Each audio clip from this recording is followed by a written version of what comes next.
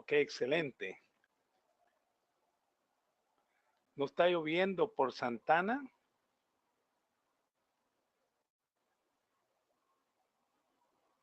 Aquí está por llover ya en unos minutos.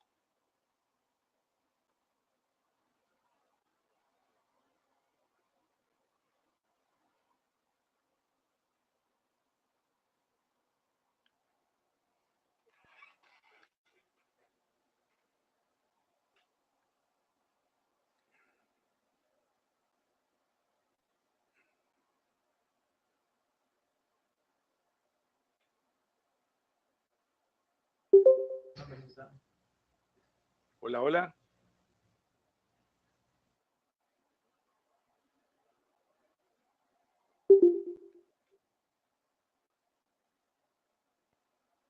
Hola, hola. ¿Se escucha todo bien?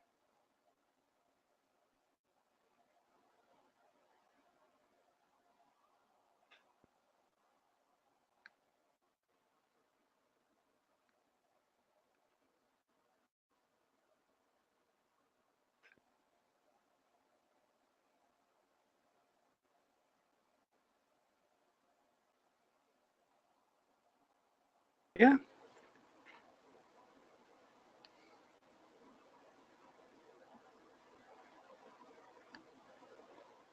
Ok, excelente.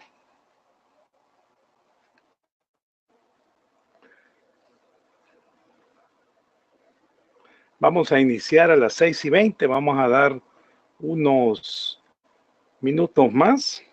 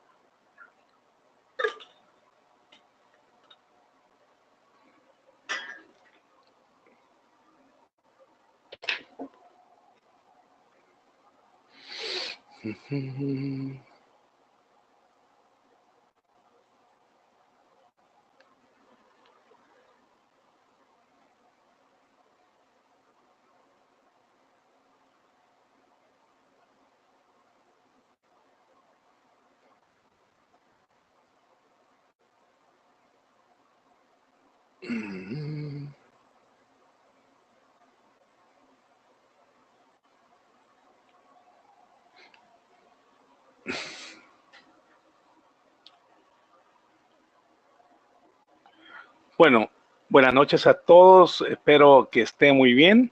Quisiera que por favor me pongan en el chat si logran escuchar bien y si miran la pantalla también.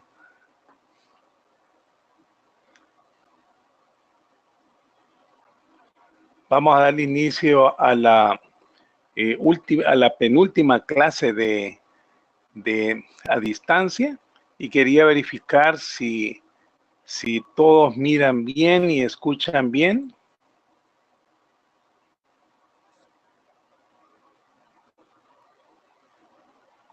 Ok, gracias. Bueno, esta noche vamos a revisar un tema muy interesante, que es el tema de valorizar bancos comerciales.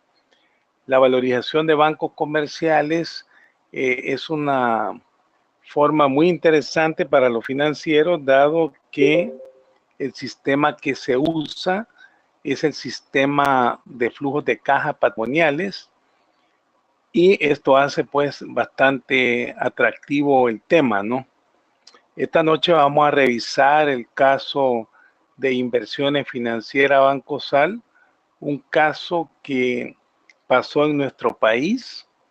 O sea, vino primer banco del Istmo, un banco de primera línea, Hoy en día, como antes, un banco que tuvo como iniciativa en la región de Centroamérica y Panamá dedicarse a los procesos de fusiones y adquisiciones, fue el pionero en penetrar en el sistema financiero en diferentes países en Centroamérica. Esto va a los años 2000, 2006, 2004. El caso nuestro es de 2004, ¿no? Entonces, quiero, para que quede muy claro, hablar un poquito del tema bancario. Ya lo habíamos hablado en las clases anteriores, pero es bien importante, ¿no? Entonces, aquí en pantalla miran ustedes el desempeño del primer banco del Istmo. Hoy en día, primer banco del Istmo es hermano del Banco Agrícola de El Salvador, porque el dueño de Banismo hoy en día es Bancolombia, ¿no? En el pasado, Banismo era HSBC, era hermano del Banco Salvadoreño, hoy en día Da Vivienda, ¿no? Entonces, los dos mejores bancos comerciales universales en el área de Centroamérica y Panamá, estamos hablando Banco Agrícola y Primer Banco del Istmo, que ya al sumar sus utilidades y tamaño, en realidad creería que es el primer banco de la región, ¿no? Aunque tenemos excelentes bancos en Guatemala, Banco Industrial, también tenemos banco en Costa Rica, hay un par de bancos de tamaño grande que también son importantes, pero ya sumado primer banco del Istmo o Banismo y Banco Agrícola, en realidad tendrían un desempeño eh, muy bueno, un desempeño muy bueno y también sus utilidades son bastante fuertes. Entonces, el caso que vamos a revisar hoy es la incursión de Banismo a El Salvador, adquiriendo el Banco Salvadoreño, ¿no? Entonces vamos a hacer esa valorización y vamos a hablar un poquito de bancos, dado que yo estuve en esas épocas, diríamos, en estas operaciones, mucho antes que adquirieran pues Banismo al Banco Salvadoreño. Entonces vamos a revisar qué tan fuerte era Banismo en ese tiempo. Entonces aquí en pantalla, acuérdese, si quiere conocer de los bancos, el indicador ROA promedio es el indicador que nos da, diríamos, en segundos, la calidad de banco que es, ¿no? Entonces, este banco en la época del 2001-2005 mejorando su productividad y el ROA de Banismo de 2. En el caso de inversiones financieras Bancosal, que básicamente es un grupo, pero el mayor activo de ese grupo es, diríamos, el Banco Salvadoreño. Curiosamente, la productividad de Banismo en esos momentos era de 2-1. ¿Qué quiere decir eso? Que Banismo producía el 2% su operación y aquí en El Salvador menos del 1% o el 1%. Hoy en día todavía ese banco sigue patojito, sigue con productividad de su activo cerca de 1, o sea que no logra llegar a ser un banco con características, diríamos, globales, ¿no? Ya en las clases anteriores mirábamos que 3 bancos son los bancos que, que tienen, diríamos, productividad global interesante. El que la tiene mejor es Banco Agrícola, ¿no? Arriba de 1.5. Y de ahí están Banco América Central y Banco Promérica, que están, o sea, siguiendo al Banco Agrícola. Entonces, esto que les comento del ROA fuerte de este banco versus el otro banco es importante porque el Banismo quiere hacer la valorización del Banco Salvadoreño y va a pagar posiblemente arriba de su valor en libros. Y la manera que él va a sacar provecho de esta adquisición es de llevar el know-how de ellos con este ROA de 2 a mejorar el banco salvadoreño con ROA de 1. Entonces, el pago de ese excedente que va a dar un PBX de 1.5, de 1.3, de 2, ese pago va a salir de la mejora de ese ROA que podría pasar entre 1 a 2 y esos son beneficios, utilidades y esas utilidades se traducen en flujo de efectivo, ¿no? En cash flow. Entonces, viendo eso, pues estamos ante un banco con mucha fuerza, ¿no? Con muchas utilidades, aquí son 115 millones de dólares y con una buena productividad, cosa que el Banco Salvadoreño, ya lo vamos a revisar, no tenía esto, era uno, y sus utilidades, o sea, bastante bajas. Luego, rendimiento accionario va a ser otro punto importante para esta noche. Cuando ustedes quieran valorizar cualquier empresa, ya sea de servicio o ya sea banco o el tipo de empresa que fuera, siempre van a necesitar encontrar la tasa de descuento patrimonial. Nuestro primer mecanismo que usamos es el CAPM, ¿verdad? El KPMG, que le llaman ustedes, pero el más fuerte y poderoso es cuánto rinde la empresa que quiere comprar, ¿no? En este caso, el ROE de los panameños en los últimos 2 años anda cerca del 23% y en los últimos 3 años posiblemente un 19 o 20%. Entonces, ya para Banismo no sería tan interesante irse a buscar betas, irse a buscar tasa libre de riesgo, irse a buscar premio de riesgo, porque ellos ya tienen un, una tasa que ellos están acostumbrados a que su operación les dé, ¿verdad?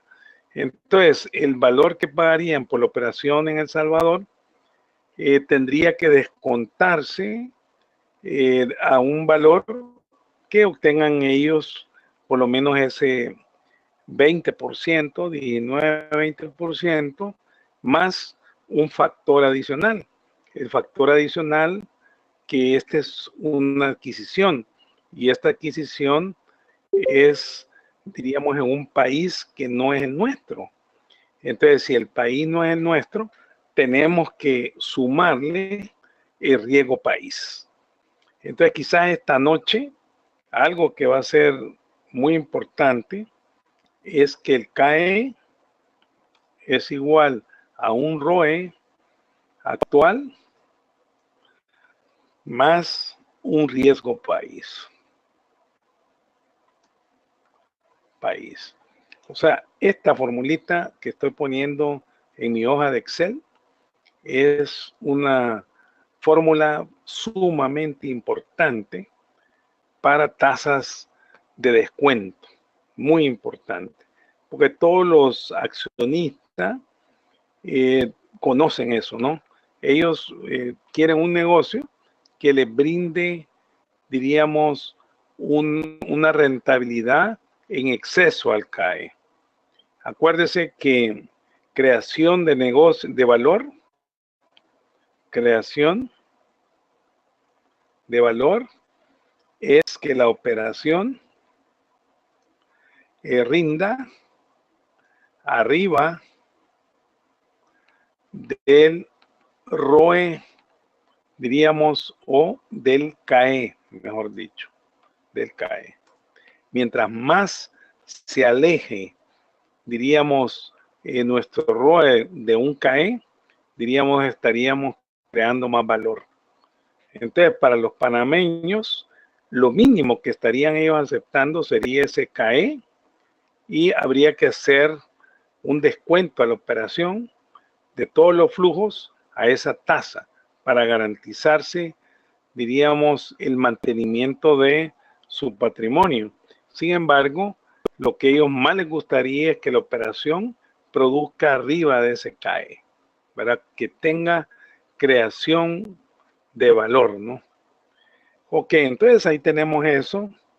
Y otra cosa importante en los bancos, por ejemplo, tenemos poco tiempo para tocar el tema, pero los bancos son muy fáciles de valorizar y de medir si andan bien, mal o regular.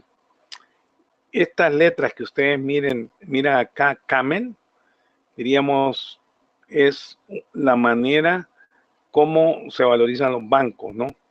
Entonces, en nuestro caso, que somos, diríamos, financieros fuera del tema de banco y somos más orientados a empresas, no de servicios financieros, que posiblemente también podamos ser empresarios, lo que más le vamos a poner valor es al ROA promedio, que ya hablaba, ¿no? El ROA promedio nos da una idea muy clara de cómo es la gerencia del banco, ¿no? Por ejemplo, en El Salvador mirábamos que descontando 3 bancos, los ROA promedio andan menos de 1. Entonces, ¿eso qué significa? Que la gerencia o la dirección del banco no está siendo efectiva, no está creando valor, ¿verdad?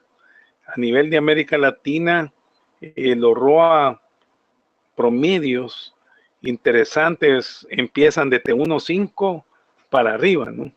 Aquí en El Salvador, creo que solo la agrícola lo vimos, tiene 1.53 y hace varios años tenía el Banco Agrícola 2 como banismo, ¿no? Ok, de ahí otra variable importante que vamos a ver hoy va a ser, diríamos, la calidad de los activos. Esta parte de acá. Entonces aquí es donde nosotros vamos a decir rentabilidad. Y aquí nos vamos a orientar al riesgo. Y como en segunda tipo de medición de rentabilidad, vamos a estar usando la rentabilidad patrimonial. Este va a ser como rentabilidad 2. ¿Por qué tenemos rentabilidad 2? Porque en un banco yo puedo tener un ROA muy bajo o muy malo y puedo arriesgar el banco a tener un riesgo financiero alto y puedo como tapar o cubrir que mi ROE es bueno. Entonces ya para los que andamos valorando bancos, no nos tomamos el ROE, diríamos, como métrica de rentabilidad final, sino que más nos interesa el ROA promedio y también pues siempre considerar el ROE, porque todas estas operaciones de valorización de empresas se hacen a través de acciones y de patrimonio, ¿no? Ok, entonces riesgo lo tenemos más que todo en la cartera, ¿no? Esta es morosidad entre reservas, ¿no? Mientras, ¿qué me quiere decir esto? Mi morosidad, ¿cómo está de cubierta de las reservas?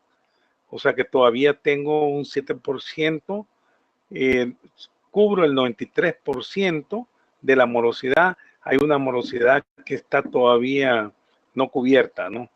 Que puede ser peligrosa. De ahí el otro indicador es si la cartera anda al día o no, pero ese, diríamos, es muy general. Es muy general porque depende qué cartera es, ¿no? En los bancos hay cartera vencida, que ya son clientes que ya se reconocen y no generan intereses, sino que los intereses que generan van a cuentas fuera de balance. En cambio, hay morosidad de 1 a 89 días, que es sumamente importante, ¿no? Más importante que lo que está vencido.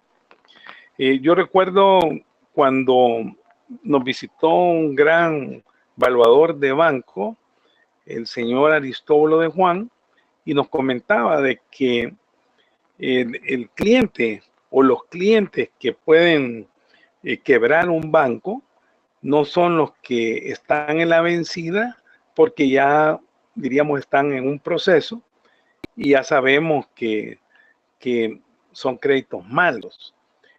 Tampoco va a ser mucho riesgo el de 1 a 89, sino que decía este famoso evaluador, decía que el que puede quebrar al banco es el que siempre ha estado al día. Por eso es que la supervisión y el monitoreo de carteras es importante, ¿no? En los clientes que nosotros consideramos que están totalmente al día, ¿no? Bueno, entonces, en el caso que vamos a ver en unos minutos, vamos a usar rentabilidad, principalmente el ROA y ROE un poco, y de ahí vamos a usar la cartera. Luego hay otras cosas importantes, como la liquidez es importante y la capitalización también es importante, ¿verdad? Y el tema de manejo de gastos, ¿no? Pero en nuestro caso del Camel, vamos a estar usando la M de management, el E de la calidad de las ganancias, ¿verdad? Y el A, la calidad de los activos, principalmente. Ok, entonces hoy voy a entrar al caso, ¿no? Vamos a revisar los anexos del caso. Vamos a revisar. Este es bien interesante, ¿no? Porque El Salvador, diríamos, las economías en Centroamérica y en toda América Latina no empezaron economías agrícolas, ¿no?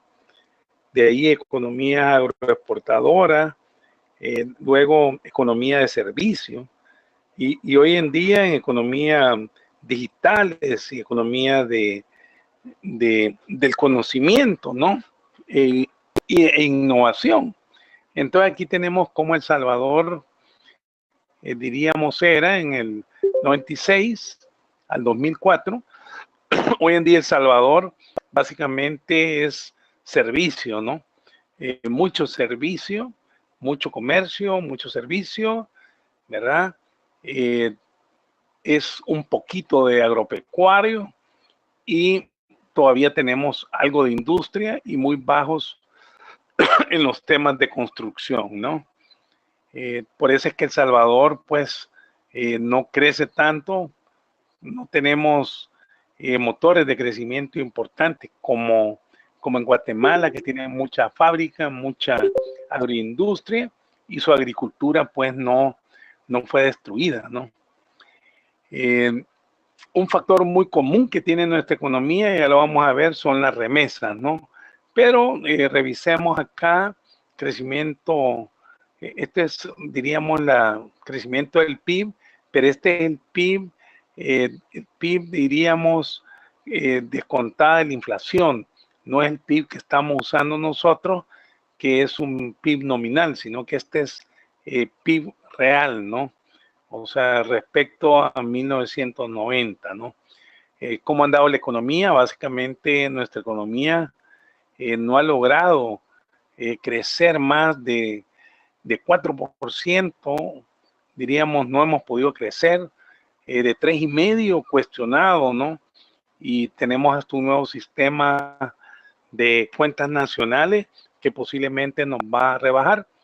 En las épocas después de la guerra fueron crecimientos muy fuertes, pero era porque El Salvador había estado en guerra y diríamos no teníamos tanto nivel de inversión ni consumo en esa época.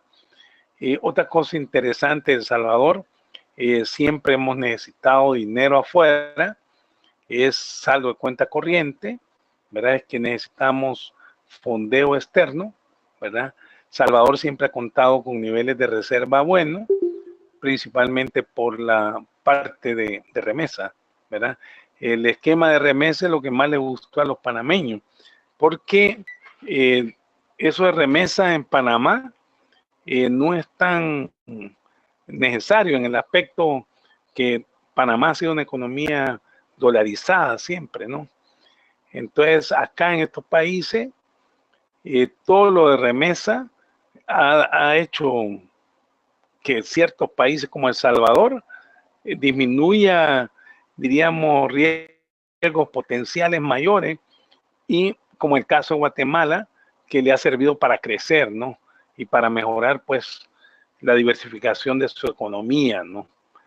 Ok, entonces, otra cosa que vemos acá, tasas de interés, o sea, en la época antes de dolarización eran tasas un poquito más altas, teníamos la inflación, diríamos, no necesariamente la más alta, ¿no? Hoy todo el mundo anda con la inflación bajo control, ¿no? En el pasado era uno de los problemas económicos difíciles. Sin embargo, vemos países como mirábamos en el caso de lado Valentina, ¿no? Que todavía hay países que tienen destrucción del dinero y servicios a través de hiperinflación, ¿no?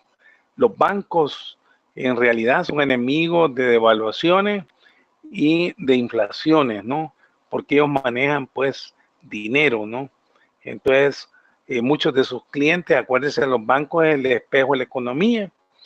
Entonces, si los clientes no tienen mucho poder de generar dólares y viene depreciaciones y hay mucha inestabilidad de precio, las empresas sufren, como vimos esa empresa de Venezuela, y lo que hacen el banco es generar reserva y poca utilidad para poder crecer y flujo, ¿no?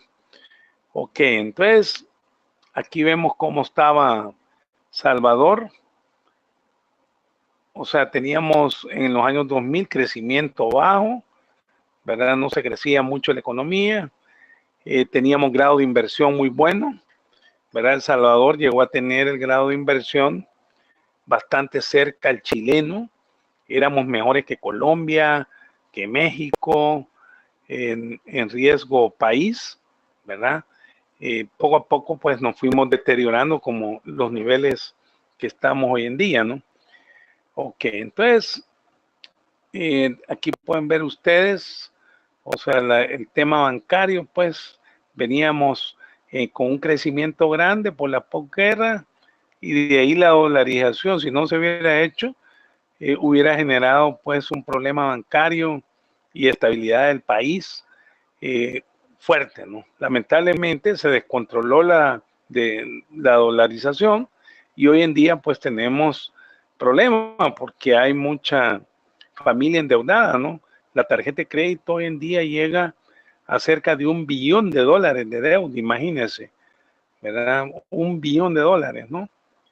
Luego, el crecimiento económico venía pues en caída, ¿no?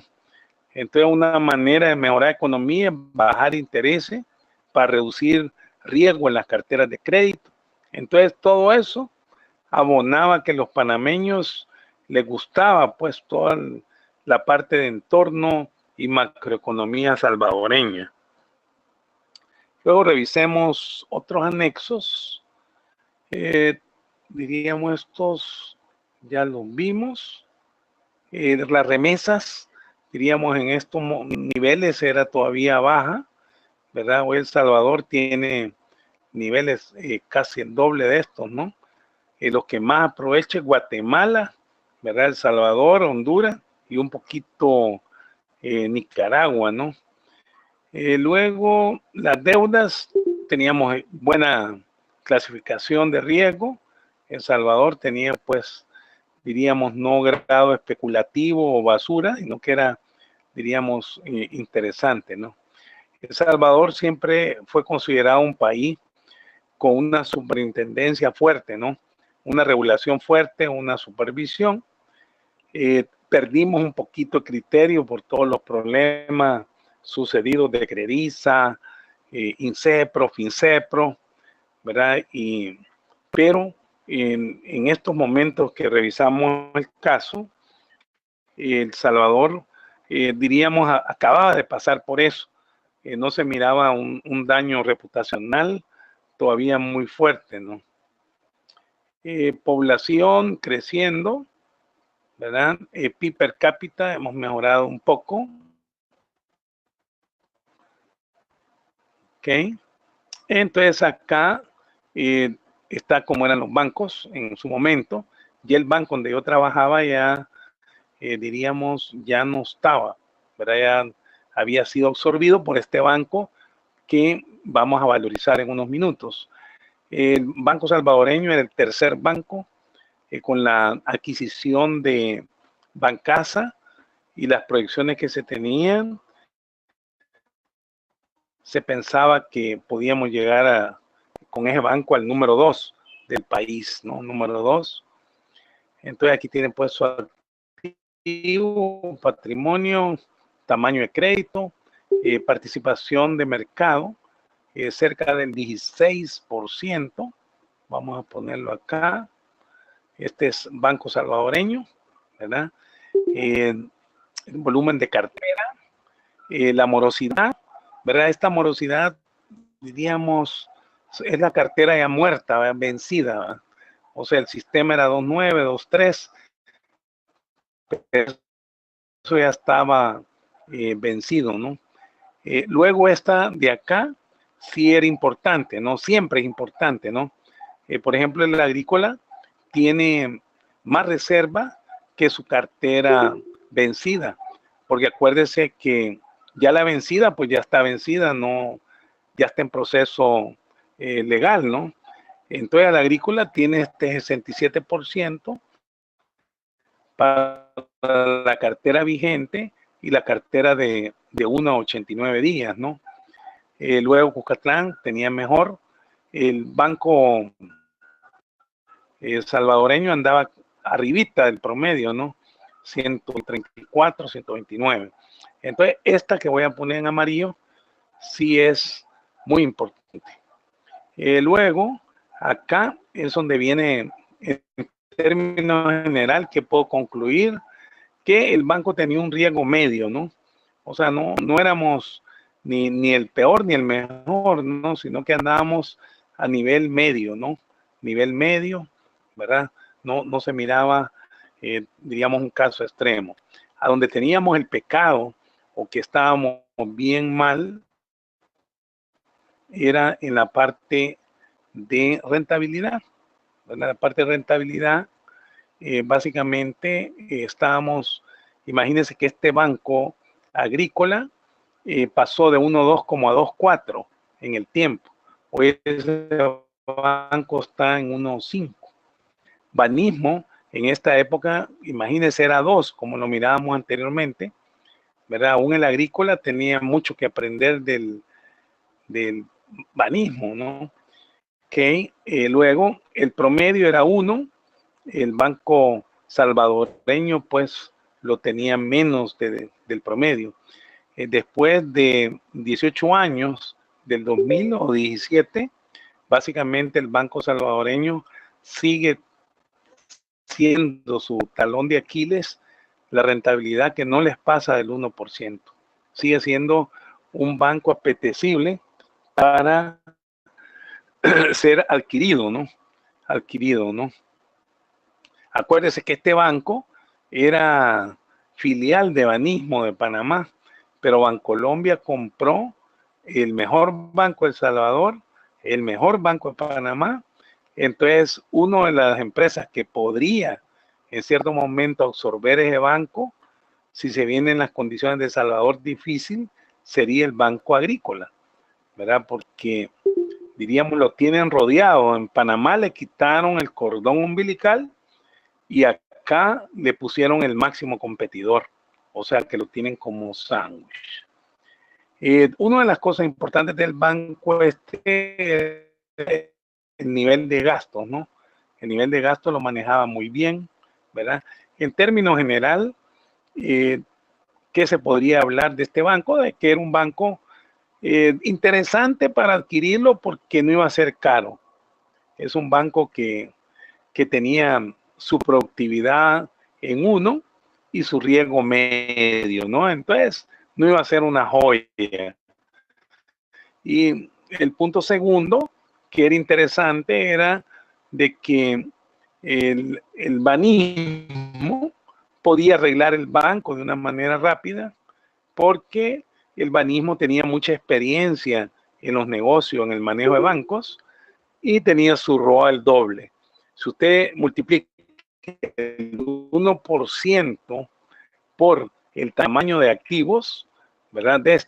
El 1%, ¿verdad? De 1.727 millones, ahí tienen la mejora de utilidad, que sería duplicar la utilidad que está experimentando en ese momento el Banco Salvadoreño. Ok. Entonces, otra cosa importante de esta adquisición es que este banco, pues, era el tercero, no era el más chiquito, ¿no? Y el banco también tenía un grupo económico, que no solo tenía el banco, aunque el banco representaba el 93%, pero tenía el negocio del seguro, tenía bolsa, tenía almacenadora, o sea que era un grupo ya universal, un grupo económico, ¿no? Lo que no tenía era, diríamos, tenía algo muy valioso el banco, que muy pocos bancos lo han tenido, es las licencias de poder operar en los Estados Unidos.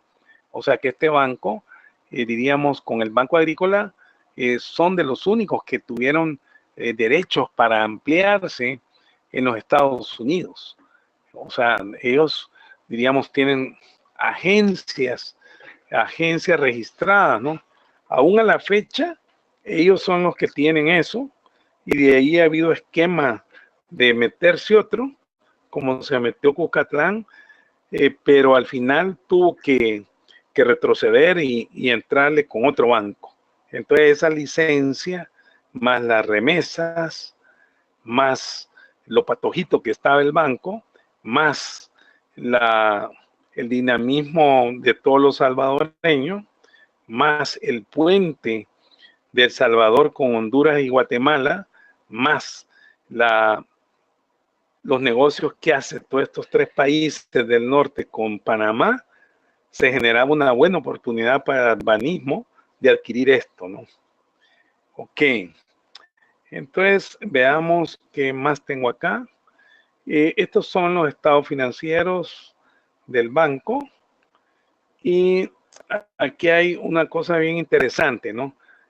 Por ejemplo, en el año 2004, nosotros cuando vemos un banco lo vemos como muy grande, ¿no? Decimos, mire, 1.759 millones los activos, ¿no? Pero ya cuando nosotros hacemos la inversión operativa del banco, vemos que los bancos en realidad no son tan así como se creen que tienen los grandes activos. Acuérdense que ustedes ya no andan con balances contables, sino que andan con balance financiero. Entonces vamos a calcularlo acá, ¿verdad? Vamos a hacer la estrategia que hacemos. Primero empezamos con el patrimonio. Buscamos el patrimonio del banco, que son 156 millones. De ahí una cosa importante, ¿no? Todo lo que es deuda de largo plazo, ¿verdad? Todo lo que es de largo plazo va a ser, diríamos, deuda bancaria. Entonces, por ejemplo, títulos, emisiones de bolsa de bancos, va a ser, diríamos, va a ser de largo plazo. También esta deuda subordinada va a ser también de largo plazo, ¿verdad? La parte de esta de otros pasivos también va a ser importante, ¿verdad?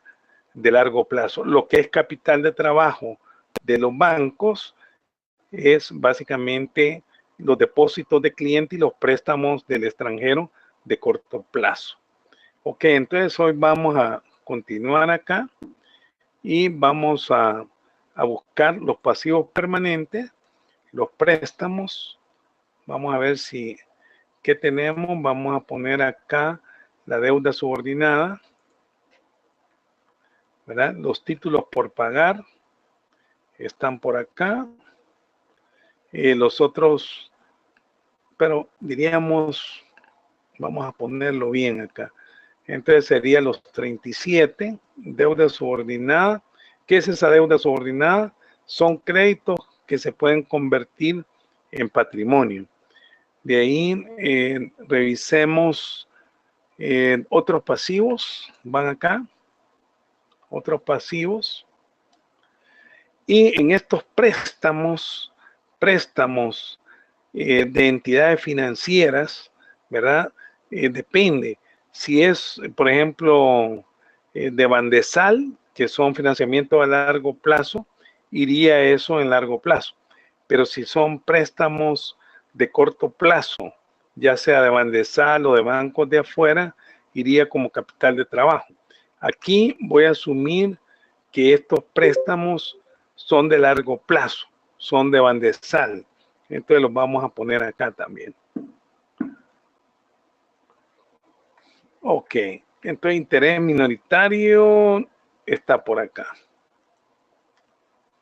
Interés minoritario. Ok, entonces aquí tengo ya el valor de la empresa. Tengo acá esa suma más esta. Entonces estaríamos hablando de un valor, imagínense cómo cambia el valor de empresa, que es, diríamos, este es el valor empresa que es patrimonio más deuda. Si sacáramos el capital, el costo de capital ponderado, este sería el peso de la deuda y esto se sacaría el peso del patrimonio. O sea, que lo puedo hacer acá, sería la parte de deuda, sería el 75%. Y aquí sería el 25%. Y el apalancamiento financiero, vean, el apalancamiento financiero sería la deuda entre el patrimonio. Sería de 301. En cambio, cuando no hacemos ese análisis y vemos los bancos, diríamos, tenemos, voy a sumar acá la partida de total pasivos más la partida de interés minoritario entre el patrimonio, vemos niveles exagerados de apalancamiento. Decimos que es de 10, 27 y nos asustamos, pero el concepto de inversión lo pasa de 10 a 3.01. Ok, entonces hoy vamos a sacar la parte esta de la inversión, la parte de los activos netos, ¿no? Entonces ya todo esto quedó cancelado, ¿verdad?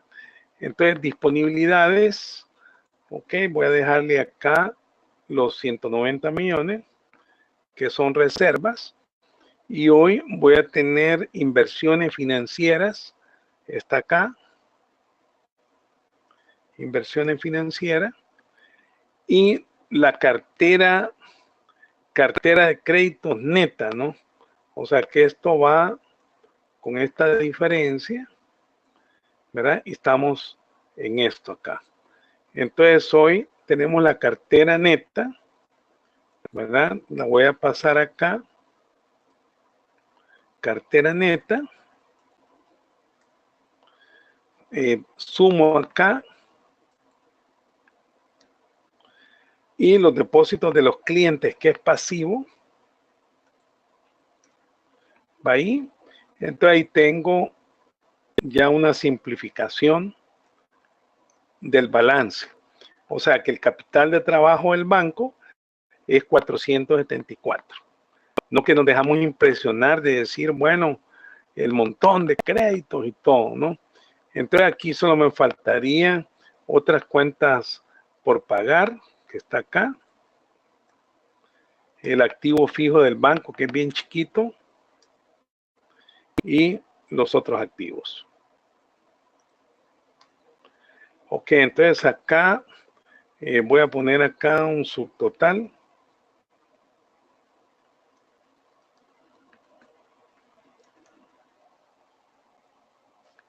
Subtotal.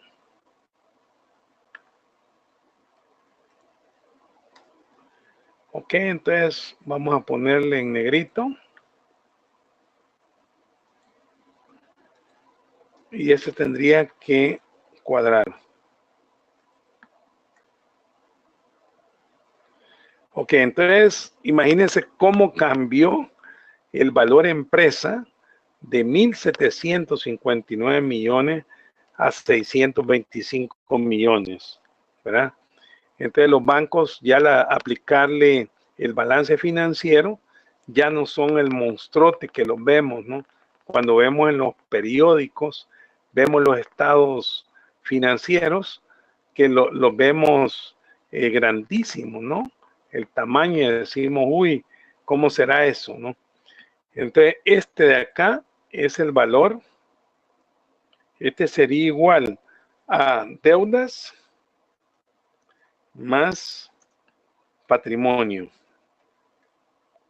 Y eso en finanzas nosotros lo conocemos como valor empresa. En este caso sería valor banco, ¿verdad? Ese sería el valor banco, ¿verdad? Ok. Bueno, entonces hoy revisemos si no se me ha quedado otros archivos. Estos son los estados financieros que vimos. Los datos macro ya los platicamos. Ya vimos todo este conglomerado. Platicamos de la rentabilidad y riesgo. Y lo más importante acá, y lo voy a escribir. Vamos a escribirlo acá. Lo importante, Banismo puede generar riqueza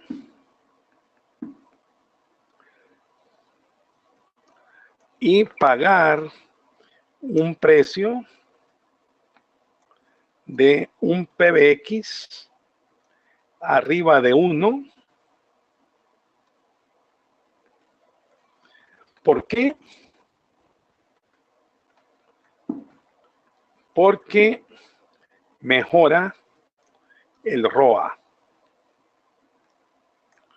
¿verdad? Eso, si el ROA de este banco fuera igual al de Banismo, no haría sentido tanto adquirir, diríamos, el banco, porque sería como comprar Apple, como comprar, diríamos, Oracle.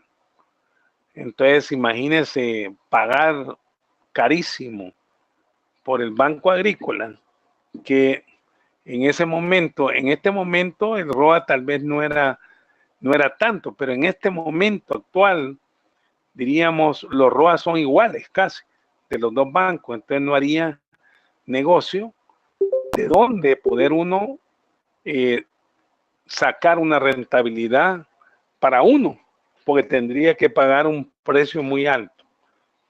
Ok, entonces ese ya lo revisamos. Este ya está. Este es importante que ustedes sepan, todo nuestro negocio tiene que irse a balance financiero. El caso American Greetings, ustedes van a proyectar precios de acciones en su valorización a través de usar inversión operativa neta y a través de usar 6 a 7 indicadores de flujo de efectivo, ¿verdad? O sea, que es bien sencillo poderlo hacer, ¿no? O sea, con 2 rotaciones, con un margen, con unas ventas iniciales, con un crecimiento de las ventas, ¿verdad? Y con los impuestos y la tasa de descuento, yo tengo para poder hacer una valorización. También ustedes conocen que necesitan 2 crecimientos. El crecimiento sostenido, que es el crecimiento de los ingresos, cómo van a ir creciendo, diríamos, las ventas en la empresa sin deteriorarse, y también conocen el crecimiento de largo plazo, que lo mínimo que podemos nosotros hacer, si queremos ser conservadores, usar el consol europeo, donde no se crece, que solo sería el flujo entre la tasa de descuento. Pero también podemos ser conservadores, poner el G de largo plazo, la inflación, o si queremos ser más, diríamos, reales, tendríamos que poner no solo la inflación, sino que el PIB real de la economía más el múltiplo de esos, diríamos, 2 productos que se dan en esa ecuación. Ok. Entonces hoy vamos a revisar varias cositas, ¿no? Ok. Nuestra tarea hoy es valorizar. Tenemos que hallar una tasa de descuento. Los bancos trabajan por un sistema muy interesante. Diríamos que son flujos, que son dividendos máximos. Entonces ustedes con este caso van a aprender a valorar empresas a través de dividendos potenciales. Los dividendos que aparecen acá, esto que voy a poner en amarillo, no es que el banco se va a ir a la locura de dar esos dividendos, sino que lo que me está diciendo que pueden darlos, no es que los van a dar, ¿verdad?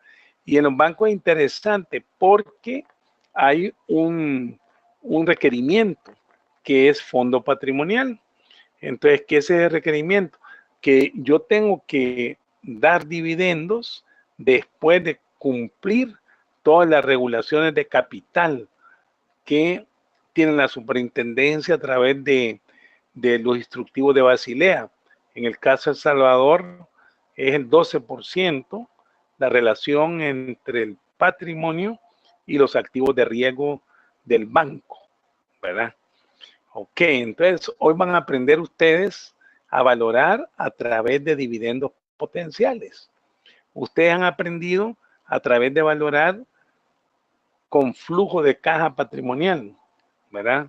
Ya lo aprendieron eso, ¿verdad? Ese flujo de caja patrimonial. Aquí es vía dividendos potenciales. Y hoy tal vez no, pero el sábado van a aprender el tercer método, el método de Black-Scholes, ¿verdad? Entonces, en veces cuando uno conoce varios métodos, lo que yo recomiendo es que usted se ancle con 2 métodos, un método activo y un método de patrimonio que se sienta seguro y tranquilo, ¿no? Porque aquí la riqueza es tener una gama de métodos. ¿Por qué necesitamos tener una gama de métodos? Porque depende qué valoricemos, ¿no? La valorización se mira fácil, pero como podrán ustedes ver el día sábado, les voy a dar un listado de dónde están los errores que se comete aún los profesionales o los pro los cometen, ¿verdad? O sea que no es, diríamos, algo muy fácil. Hay que tener cuidado. ¿Cuál es el éxito? Siempre valorizar algo varias personas y siempre usar rangos de precio, escenarios. Ok. Entonces hoy ya tengo estos flujos, pero yo necesito la tasa de descuento.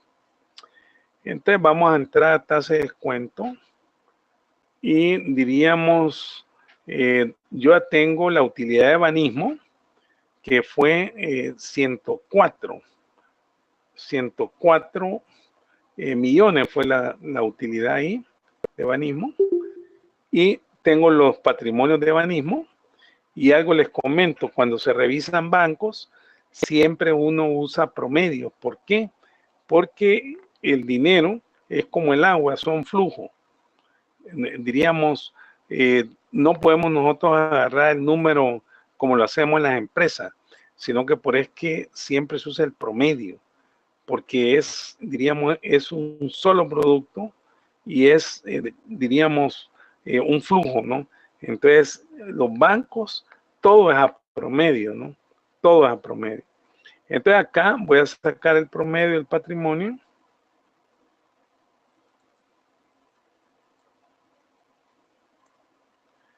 Y hoy el K de banismo, ¿verdad? Esa sería la utilidad final entre esto. O sea, que este sería la rentabilidad de banismo, ¿verdad? Entonces, riego país de El Salvador en su momento, ¿verdad? Sería CAE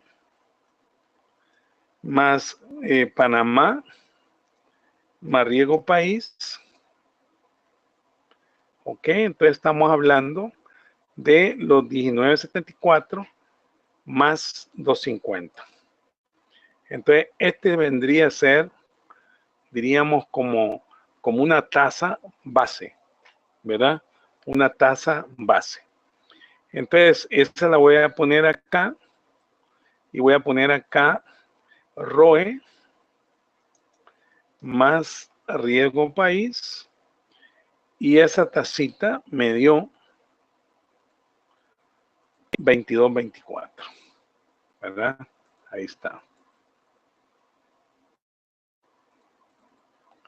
Ok, entonces hoy básicamente mi flujo de caja patrimonial va a ser dividendos potenciales, ¿verdad? Y el valor terminal. Entonces, los dividendos ya tengo. En esos dividendos ya están las sinergias, ahí se habla en el caso. O sea, ya hay sinergia de know-how, ya hay ROAS diferentes, ¿no? Entonces aquí voy a poner esos flujos. Ok. Y me están preguntando el valor terminal. El valor terminal, en el caso, me dicen que puede ser entre 1.5, puede ser múltiplo, ¿verdad? De 1.5 a 2 veces, ¿verdad? Y qué es lo que ponen ahí en el caso es sobre el capital, ¿no? Entonces el capital lo tengo por acá, lo voy a buscar en los estados financieros, en la proyección, aquí está en la proyección, que es 203.70. Entonces vamos a ponerlo acá, capital, y ese capital va a ser 203.70, ¿verdad? Ok, entonces diríamos, por el momento voy a usar 1.75, que es un promedio de estos dos. Entonces aquí no voy a ir Gordon Shapiro, ¿verdad? Sino que voy a ir por múltiplos. Entonces el múltiplo va a ser 1.75 por los 203, ¿verdad? Entonces hoy voy a sumar acá y tengo, diríamos, vamos a sumar este, que esté bien. Vamos a sumar este más este, 391. Entonces aquí tengo los dos flujos. Pero los voy a sacar, dividiríamos individuales. Entonces voy a mejor, vamos a hacer acá el flujo de caja de equity, que sería del 5 al 9. Ok, entonces voy a usar el BAN o Net Present Value. Y por acá arriba tengo mi WACC. Y hoy entro al flujo, que es ese. Ok, son 59 millones. Entonces hoy voy a poner el BP terminal. Entonces el terminal va a ser el 356 entre 1 más el WACC, y eso va a ir descontado 5 periodos, ¿verdad? 5 periodos. Entonces la suma de estos dos es el valor que le daría pues al banco. Entonces este número que le estoy calculando me interesa, este porcentaje, esto acá. Lo voy a poner de otro color porque va a ponerlo un color diferente. Voy a ponerlo verde y le vamos a poner blanco. Ok. Entonces fíjese bien, este 59 entre 189 es bastante típico de una empresa madura, como lo que yo les he venido hablando en el transcurso de la materia de Central y Salco. Si nosotros hacemos una valorización de Imacasa, Central y Salco, vamos a tener el valor del negocio casi en el valor terminal o en marcha, ¿verdad? Y muy poco en los iniciales, ¿no? Ok, entonces acá el valor de los dos sería 189, ¿verdad? Y el patrimonio del Banco Salvadoreño al año 2014 era 2004, 156. Lo vamos a traer acá. 150. Uy, vamos a ponerlo acá. Ok, entonces aparentemente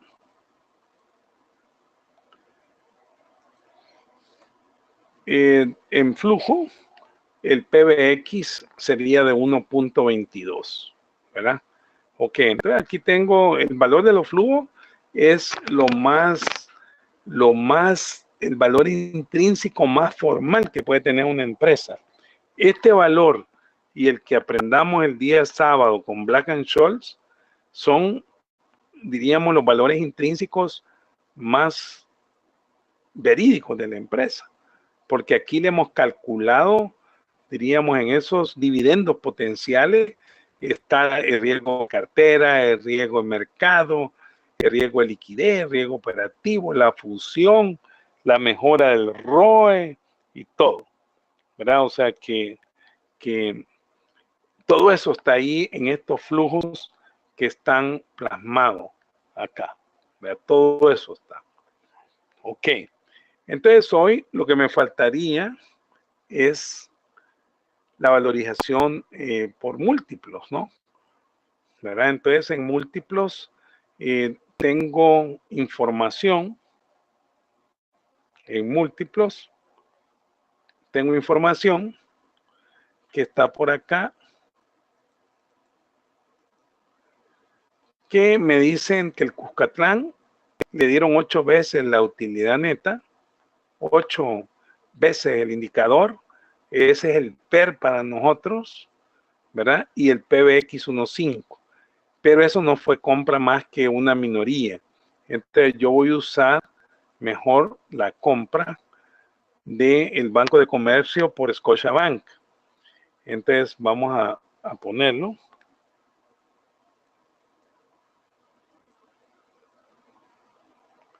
Voy a ponerlo por acá.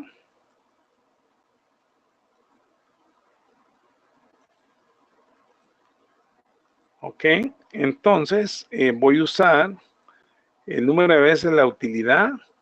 Y estos son métodos directos, ¿verdad? Entonces estamos hablando que 10. Y el precio del PBX 1.5, ¿verdad? Ok, entonces las utilidades, vamos a buscar los estados financieros 2004. 2004, sus utilidades fueron 18 millones.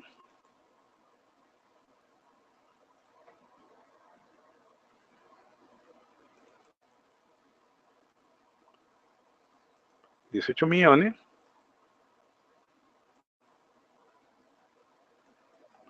Ok, entonces 18 millones de utilidad, perdón, aquí las vamos a copiar.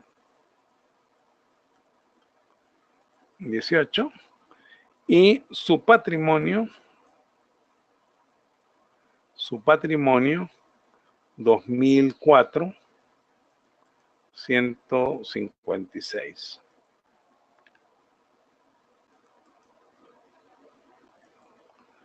Ok, aquí le vamos a poner. Ok, entonces hoy vamos a la valorización. Estaríamos hablando 10 veces el múltiplo por 18. Y el valor en libro 1.5 por este. Ok. Entonces, diríamos acá, básicamente sería el 1.5 y acá el PBX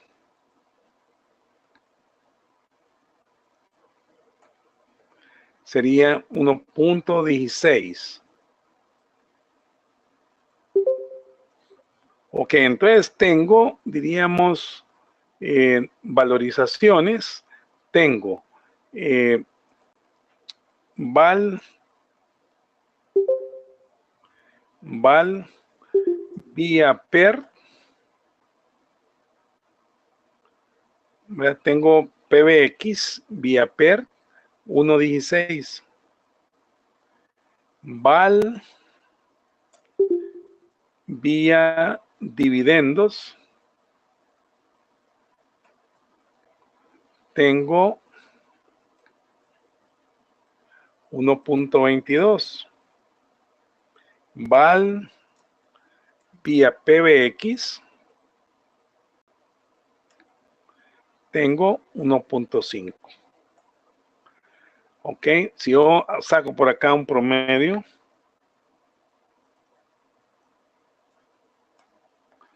estuviera en 1.29. 1.29. Entonces, básicamente, ¿a cuánto se vendió el banco? El banco se vendió a 1.5 veces. Yo tenía acciones porque venía de Bancasa que lo absorbieron. Entonces vendí mis acciones a 1.5. Entonces, ¿por qué 1.5? Bueno, acuérdese que el primer arbur es, ya habían transacciones a 1.50 que habían vendido, un banco más pequeño, que era el cuarto, y este era el tercer banco, ¿no? ¿Verdad? Entonces, cuando tomen el curso de estrategia financiera, ahí van a revisar todas las estrategias que se usan para negociar y para subir o bajar los valores de las valorizaciones que se encuentran, ¿no? Entonces, por acá vamos a revisar una. Tengo, por ejemplo, esta. Vamos a revisar que es esta. Ok. Esta es asumiendo de que voy a fluctuar la tasa de descuento, ¿verdad? Que estoy usando era 22.24, que es esta que estoy poniendo en amarillo, y estoy usando 1.75. Pero ¿qué pasa si uso dos? Si uso estos diferentes, ¿no? Entonces, para hacer eso, uso el Excel, entro a datos, y en datos busco tabla, y acuérdense del archivo que les di. Esta es, diríamos, la columna, y esta es, diríamos, la fila.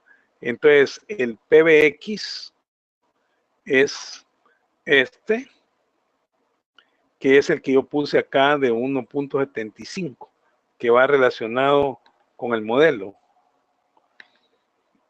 1.75. De ahí el input sería el WACC, ¿verdad? Entonces el WACC lo tengo acá, el WACC. Entonces hoy le doy OK, y si no hay ningún error, diríamos aquí tengo en mi tablero las diferentes combinaciones, ¿verdad? Que puedo tener en este negocio, ¿verdad? Vamos a dejarlo mejor como lo tenía acá, y vamos a ponerle el número mejor negrito, y acá. Ok. Entonces ahí está. Entonces yo tenía dudas de negociación en la tasa de descuento CAE, y en el múltiplo de 2 yo usé 1.75, pero me decían 1.52. Entonces también eso pudo haber sido de que por eso es que me pagaron 1.5, pues, porque en la negociación, ¿verdad? Vendría así, ¿no? De ahí el otro que también estoy sensibilizando, este es el terminal, este otro, diríamos, esto anda lo mismo, ¿no? O sea que es la misma tabla, ¿no? ¿Verdad? Entonces este es, diríamos, muy importante. El día sábado vamos a tener como meta hacer un caso adicional, vamos a hacer análisis de riesgo y Black-Scholes, ¿verdad? Black-Scholes para tener otras alternativas. Ha habido compañeros que me han pedido lo de Mercury. Lamentablemente no lo grabé, pero lo voy a trabajar, y al tenerlo se los envío, ¿no? Pero les recomiendo que vale la pena que se estén entrenando, ¿no? Acuérdese que el día sábado pueden hacer preguntas para su trabajo, ¿no? Ya les voy a dar más información sobre la breve prueba, ¿verdad? Que tiene que ser una cosa práctica, empresarial y sencilla. Bueno, diríamos, me quedaría acá esta noche. Espero que el caso bancario les haya gustado.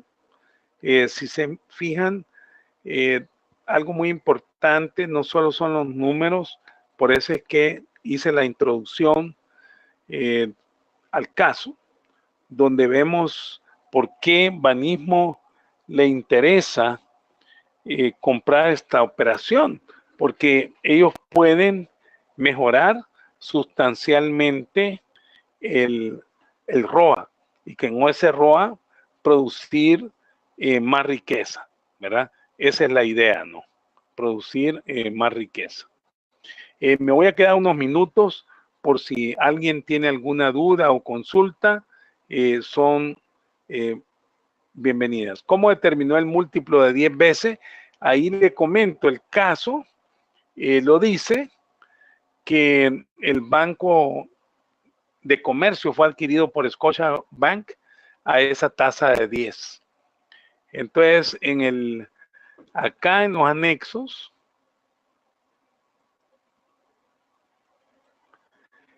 también, diríamos, tienen que los bancos internacionales fue a 12, ¿verdad? En América Latina y 2-1, ¿no? En El Salvador son menos. Este también podría ser un argumento, que lo podemos usar, ¿verdad? O sea que básicamente de ahí salió determinado. Acuérdese que nosotros en la materia tenemos que las fuentes son bufetes de abogados internacionales, también son compañías de auditoría y servicios financieros como BDO, que ellos tienen información de estas transacciones.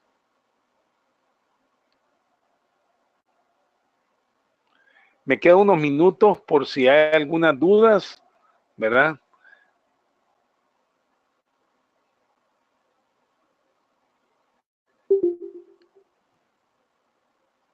Si no, les deseo pues que tengan una feliz noche y Dios mediante nos vemos el día sábado.